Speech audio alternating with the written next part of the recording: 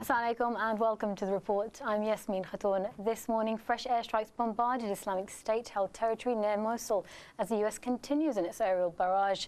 This comes after the killing of US journalist James Foley by Islamic State for what they say was in retaliation to airstrikes and aggression from the United States. The video showing the murder of James Foley shocked the world, but in Britain, what may have shocked us further was that the militant behind the mask was British. I've been following this story. لكم أن تعرفوا طريق العزة والسيادة طريق الخير والأمن والسعادة. O you who believe, answer the call of Allah and His Messenger when He calls you to what gives you life. Imam al-Qurtubi says that what gives you life is jihad. I know by Allah that this is the land of jihad and the land of hayat, the land of living. We have brothers from Bangladesh, from Iraq, from Cambodia, Australia, UK. Nothing has gathered us except to make Allah Azza wa Jall's word the highest. That's all we've came for. A British fighter calling on his comrades to come and join him. There are thought to be at least 2,000 Britons fighting with Islamic State across swathes of land in Iraq and Syria. Land that Islamic State says that it has established a khilafah upon. International troops fighting with the army that declared an Islamic State in the end of June is not a new phenomenon, but with the voices of Britons, Australians and other Western men becoming louder, they have become a force that their respective governments have put on the top of their agenda to tackle. We know that far too many British citizens have travelled to Iraq and travelled to Syria to take part in extremism and violence. And what we must do is redouble all our efforts to stop people going, to take away the passports of those contemplating travel, to arrest and prosecute those that take part in this extremism and violence, to take extremist material off the internet, and do everything we can to keep our people safe. And that is what this government will do.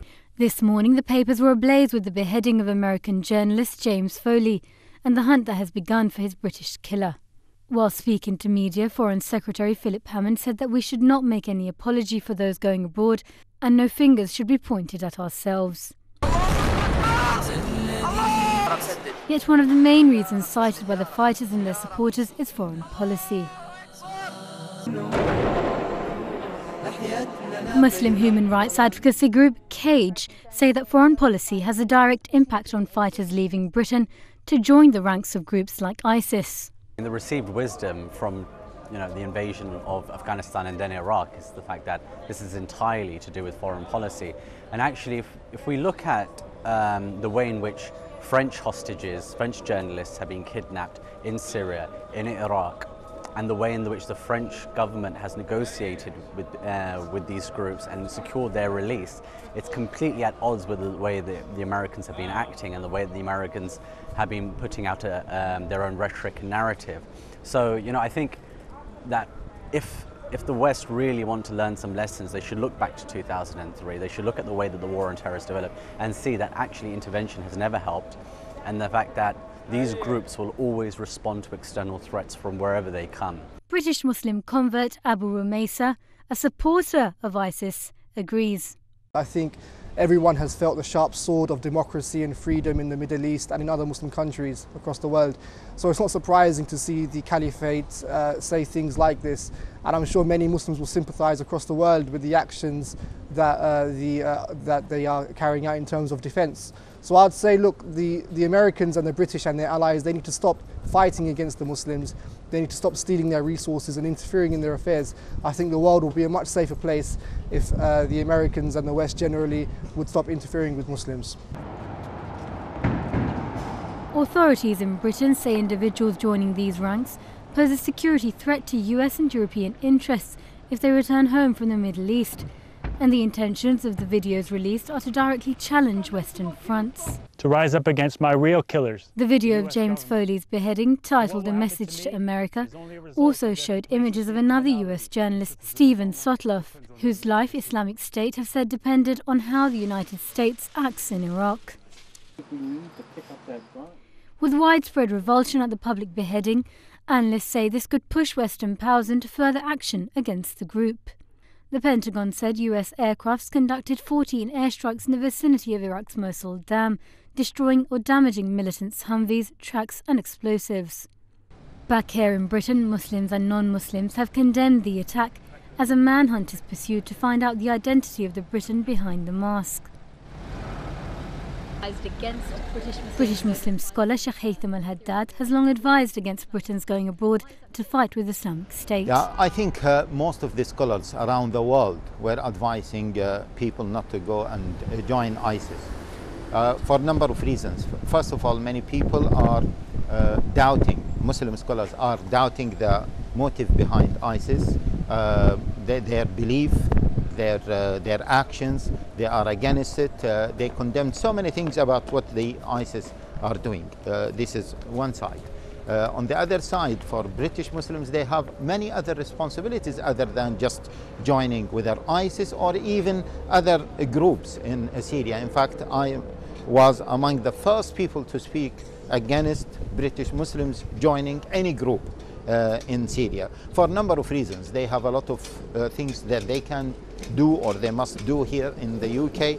Also, we don't know the situation in Syria. The Syrian people themselves, they didn't want anyone to join them except maybe for medical reasons, for humanitarian aid, but not to fight with them.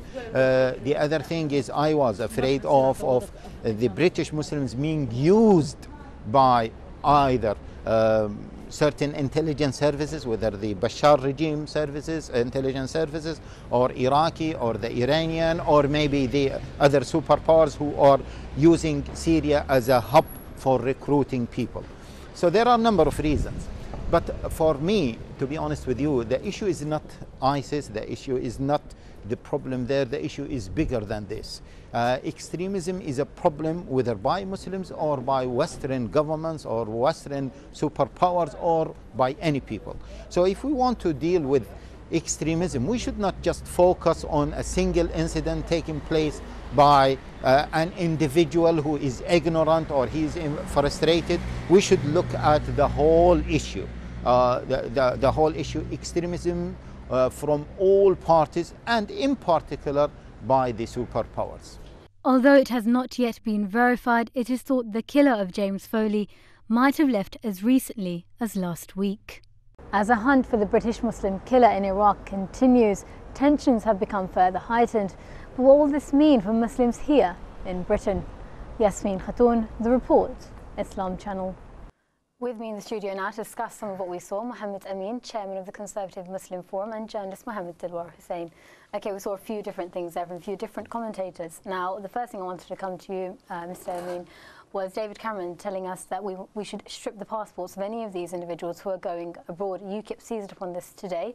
Is that what should be taking place? Well, to be precise, what the UKIP leader Nigel Farage said is that any British citizen who goes to fight for ISIS should have their nationality taken away, and I support that.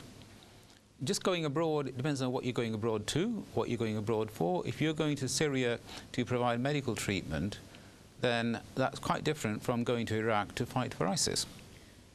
Mohammed, now a lot of the time that's not differentiated. Theresa May has been seizing the passports of many individuals going out there to Syria for a number of reasons. Of course, we know very well cases of where humanitarian aid activists have not joined any of the rebel groups. They've had their passports confiscated. I think what we need here is a level of consistency, that if we're going to say, OK, we're going to confiscate the passports of people who are apparently joining extremist groups, ISIS in particular, then maybe we should think about applying the same for British Jews who are joining the Israeli army.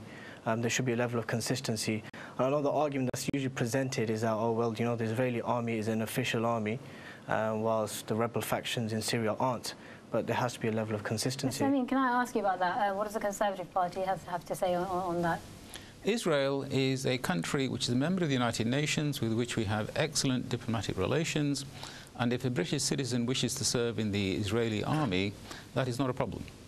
Okay, well, we're not going to work on our Israel discussion right now, but on this particular topic now, we're expecting lots of further legislation to come out as a result of this Briton who may have killed James Foley. Is a lot of this scaremongering, Mohammed? Yeah, of course it's scaremongering. Unfortunately, what we have here is that, you know, we're very quick to point the fingers at extremism, and it's all good and well. I know it's like a song and repeat. The issue here is foreign policy, and the reason why it's a song and repeat is because it's never addressed. So whilst we acknowledge that many of the perpetrators of even terrorist attacks at home, they've said that it's foreign policy. We know this. Why is it not being addressed? That's something we saw reiterated by two individuals in that report. Cage spoke about this, Asim Qureshi, the director of Cage, and also Abu Rumaita, who says he supports Islamic State.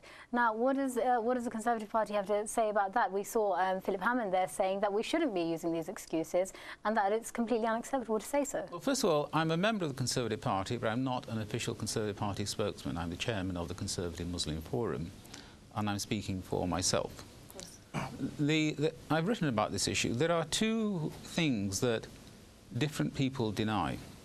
There are some people who deny that foreign policy has anything to do with terrorism, Tony Blair, for example, and I believe that is entirely wrong. Equally, there are people who say that it's all to do with foreign policy and that people's religious beliefs have nothing to do with terrorism, and that is also wrong, because if you look at suicide bombers, if a suicide bomber thought he was going to go straight to hell, he would never do it. Dilwar?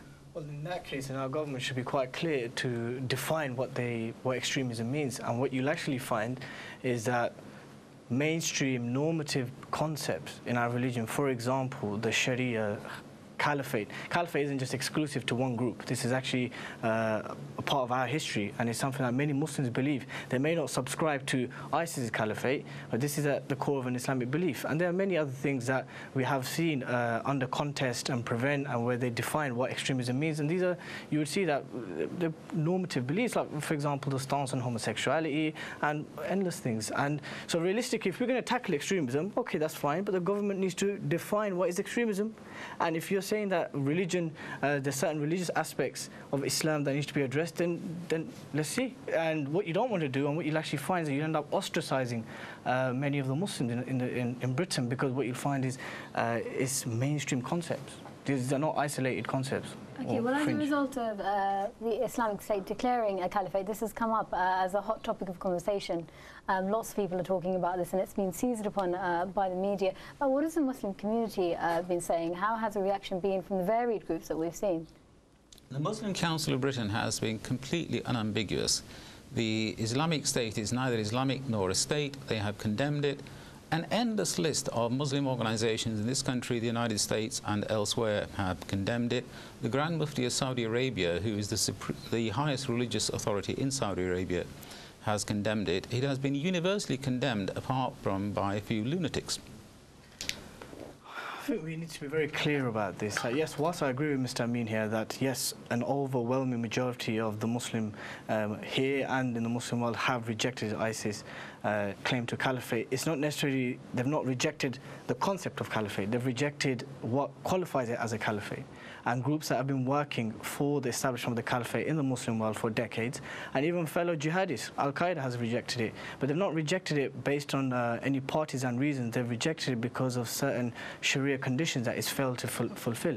But I agree with Mr. Amin, yes, majority of the Muslims here and abroad have rejected it, groups, Al-Azhar, Saudi and whatnot, but you have to appreciate that they're not rejecting the concept, they're rejecting what qualifies it as a state. On that note, the Pope called on the Muslim community to come out and reject it. Should the Muslim community be forced to come out and do so, Mohammed? Of course not. Well, why should we apologise for something that's not necessarily done in our name? Why? And I'm sure we've already seen a condemnation. How much do you want? How much condemnation do you want? Is there an end to how much we can condemn? Mr. Amin, do you agree? The answer to your question is that the Muslim community has condemned it loud and clear. And that has been reported widely in the British media. Occasionally, people like Fox News in America basically don't report these condemnations for their own sort of partisan reasons. But the ISIS's claim to be the caliphate has been widely and totally condemned, apart from by a few lunatics, as I said. I'd like to add something as well, that basically if you actually watch the media, the mainstream media, the only people that's actually referring to it as an Islamic State and actually giving it any credence is the Western mainstream media. So in terms of who recognises it, it clearly seems like Washington and London and the Western media, they're the only people that recognise it as a state. Majority of the Muslims haven't. Okay, very briefly, Mohammed Amin, can I just ask you, one of the things that were brought up there by Asim Qureshi, director of Cage, was the French and the way they have tackled when some of their individuals have been held captive. They have compromised, they have worked on getting their people back. Should the US be changing its policy towards this? Britain and the United States have a long tradition of not paying ransoms for kidnapped people. And our policy is quite simple. If you pay ransoms, you get more kidnaps. Okay, Dilwar, if you want to quickly add something to that, we're going to have to move on. I think we're going to have to be very careful regarding how America and our government here deals with the ISIS issue. If they believe that intervention is the way forward, we need to learn from lessons from the past, Afghanistan, Iraq, that, you know, in any kind of intervention results in blowbacks here. This is clear cut. Okay, well, thank you both very much. We're going to have to go to our first break of the evening now, but do join us after that when we'll be looking at the rest of the day's news.